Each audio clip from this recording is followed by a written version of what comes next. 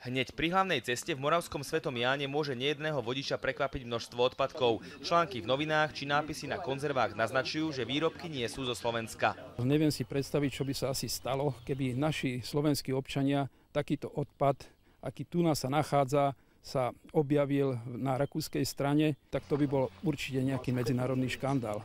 Vrecia s rakúskym odpadom v tejto chránenej oblasti nájdete aj pri cyklotrasách, turistických chodníkoch a dokonca aj nedaleko často navštevovanej školy v prírode. Myslím si, že to sú bezcharakterní ľudia. Aj preto museli miestni pred pár týždňami poriadne upratovať. Sme zorganizovali brigádu, kde sme nazbierali asi 12 vlečiek traktorových. Pán Vávra sa medzi odpadkami pokúsil nájsť stopu, ktorá by ho zaviedla až k viníkovi a oplatilo sa. Našiel poštu s menom a adresou Rakúšana z obce Hauskirchen. Muža sme sa pokúsili kontaktovať, no ako sme zistili, nemá telefón. Informovali sme preto starostu tamojšej obce.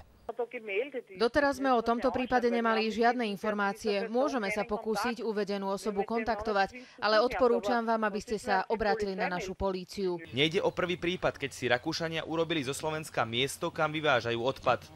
Už sme tu podobné prípady mali, ale o tomto konkrétnom nevieme. Známa je kauza, keď Rakúšania doviezli v kamiónoch a bez nášho vedomia až 400 000 tón odpadu. Starosta slovenskej obce chce, aby situáciu preveril nielen rakúsky obecný úrad, ale i tamojšia polícia. Budeme musieť osloviť aj našich susedov s tým, že aby sa takéto veci neopakovali. Ako hovorí, zatiaľ ide len o desiatky vriec, no aby sme zabránili zhoršeniu situácie, musíme takéto praktiky stopnúť hneď na začiatku. Jan Maloch, televízia Markíza.